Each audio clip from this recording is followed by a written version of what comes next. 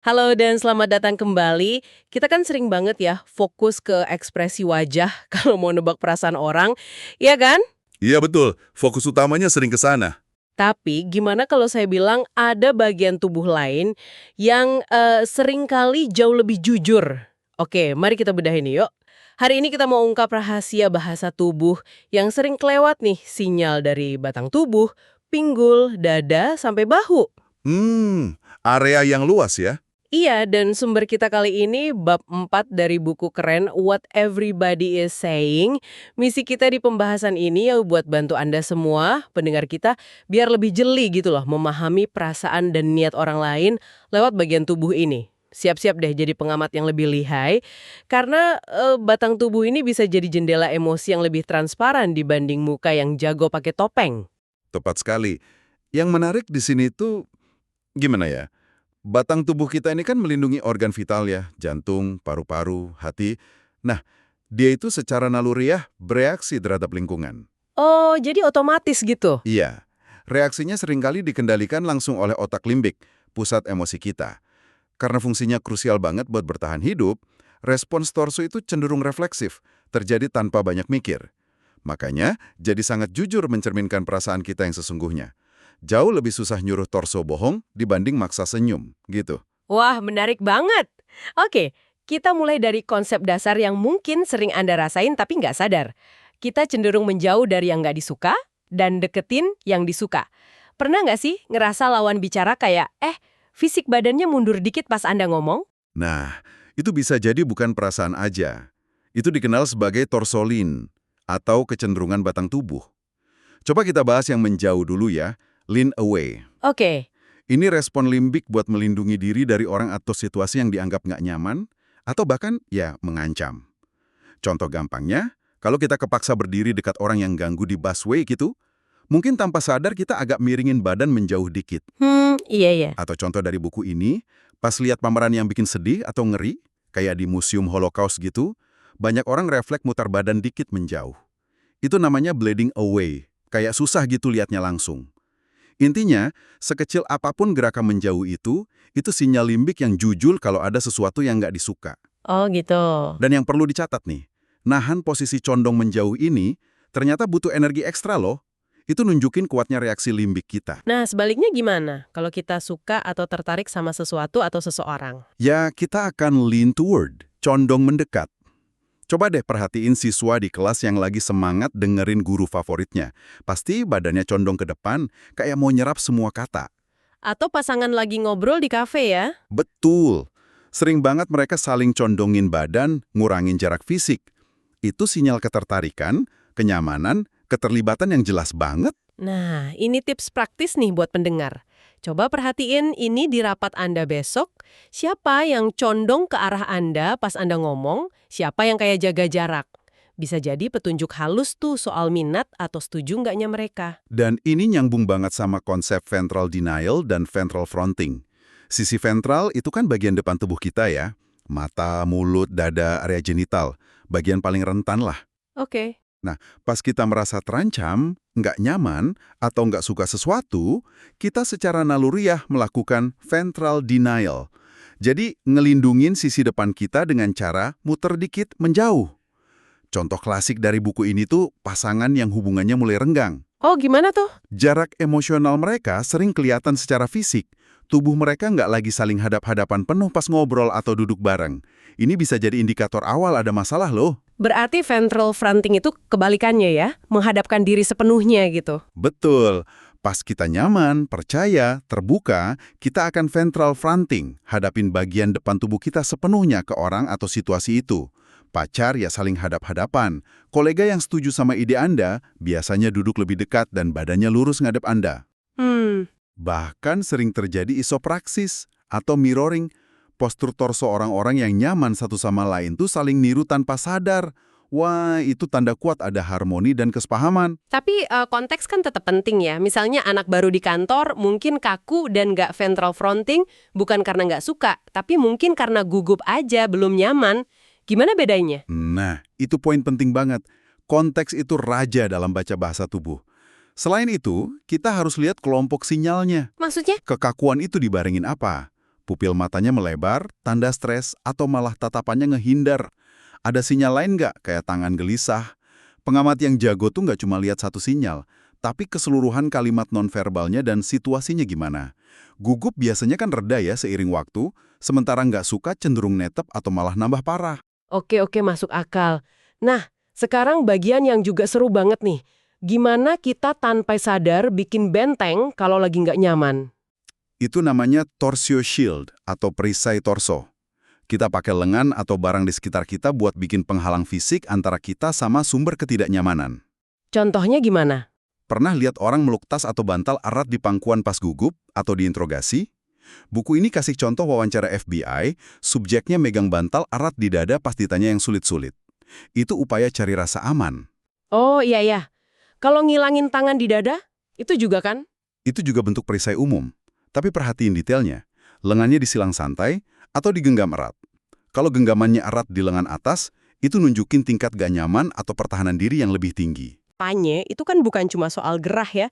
Kayak pengen kelihatan lebih terbuka tanpa perisai. Benar sekali. Lepas jas itu bisa jadi strategi nonverbal buat kirim pesan keterbukaan, kedekatan sama pemilih. Nah, sekarang kita geser dikit ke gimana torso nyampein status, rasa hormat, bahkan kondisi kita.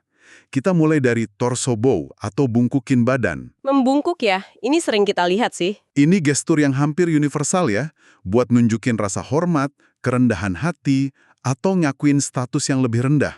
Kentara banget di budaya Asia Timur, kayak Jepang atau Cina, tapi ada juga di Eropa Timur dan konteks formal lain. Buku ini kasih contoh menarik.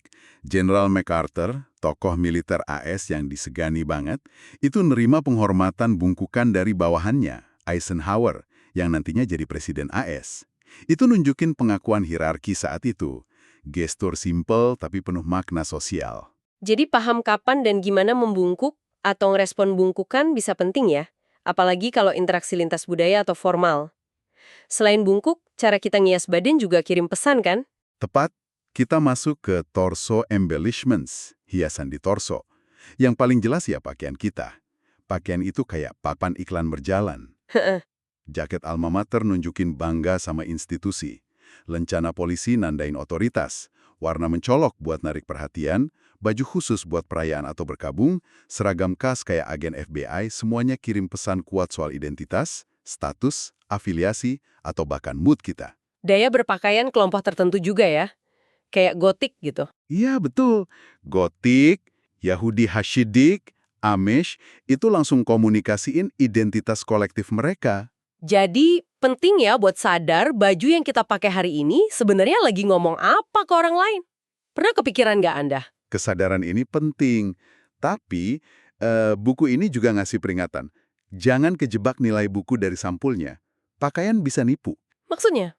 Contohnya, staf hotel mewah mungkin pakai jas mahal yang bisa bikin kita salah kira dia tamu penting kalau cuma fokus ke bajunya. Pakaian itu petunjuk, tapi harus diinterpretasi barang sinyal lain dan konteks. Oke, jadi setelah bungkuk buat hormat dan hias diri pakai baju, ada lagi soal penampilan. Ada preening atau merawat diri. Secara umum nih, ada korelasi kuat antara ngerawat penampilan sama kondisi fisik dan mental yang baik. Orang sehat fisik mental cenderung perhatiin kebersihan dan kerapihan diri. Sebaliknya, Kondisi kayak depresi berat atau skizofrenia sering banget disertai penurunan drastis dalam perawatan diri. Kita bisa lihat ini di beberapa pasien rumah sakit jiwa atau sebagian tunawisma ya. Pakaian kotor, rambut acak-acakan, kebersihan buruk, itu bisa jadi indikator sekali lagi dalam konteks adanya masalah kesehatan fisik atau mental.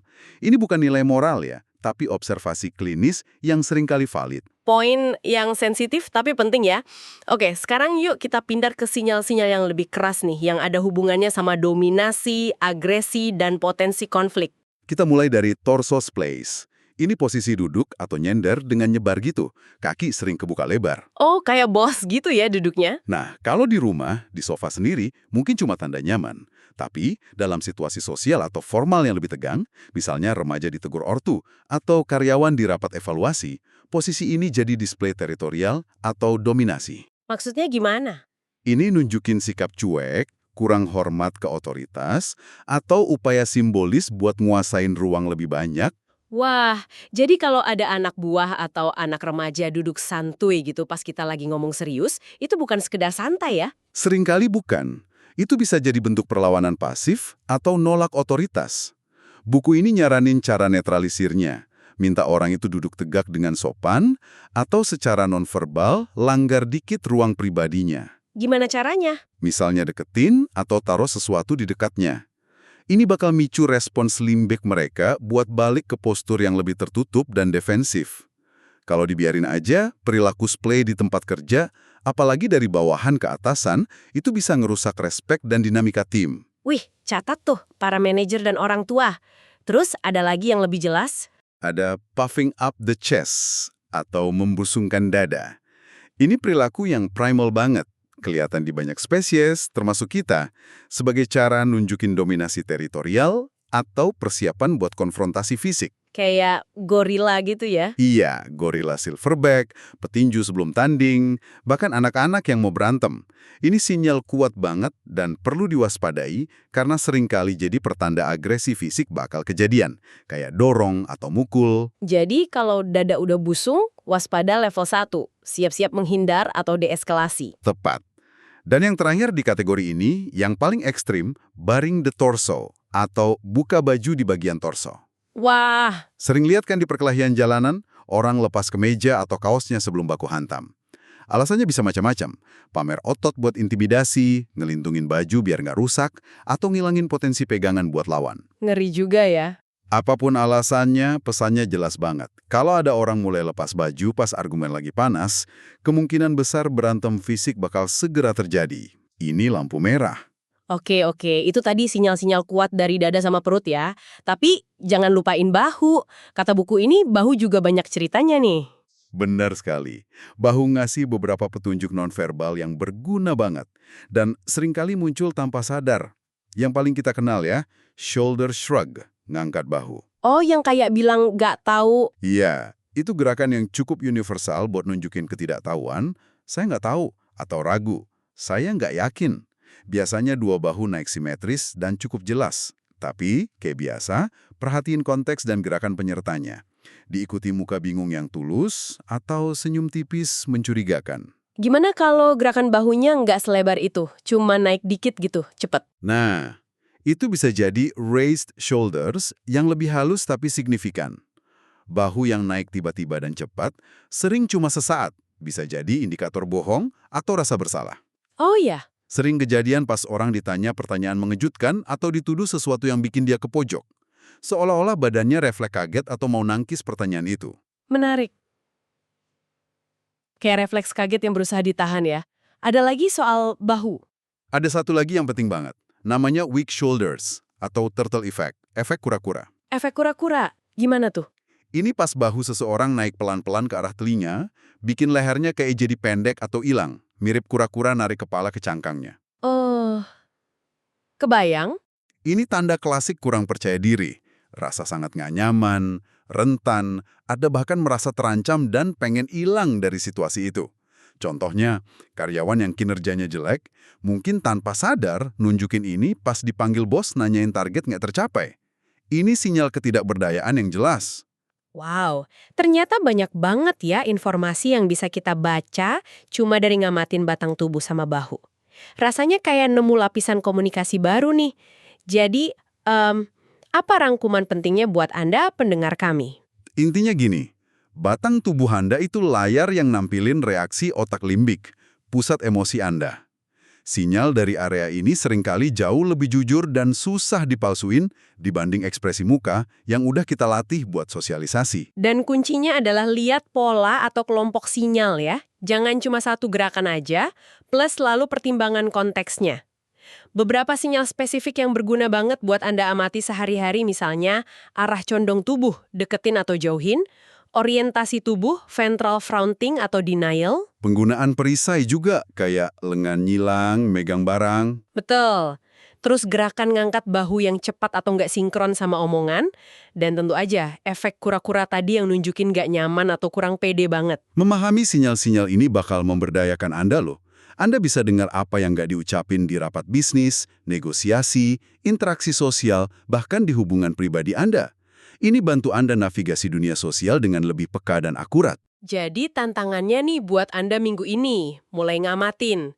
Perhatiin sinyal-sinyal torso ini di interaksi Anda di kantor, di rumah, pas ketemu temen, atau bahkan pas lagi iseng ngamatin orang di kafe atau di KRL gitu. Jadiin latihan kesadaran baru. Dan sebagai pemikiran penutup buat Anda bawa pulang nih, mengingat betapa jujurnya batang tubuh kita yang bereaksi naluriah buat ngelindungin inti hidup kita dibanding muka yang begitu terlatih buat nampilin topeng sosial, mungkinkah selama ini kita terlalu fokus ke apa yang kelihatan di muka dan justru kelewatan pesan yang lebih otentik, lebih benar, yang datang dari bagian tengah tubuh? Pertanyaan bagus tuh. Coba deh, amati dunia sekitar Anda minggu ini pakai lensa baru yang fokus ke torso. Sinyal tersembunyi apa ya kira-kira yang bakal Anda temukan?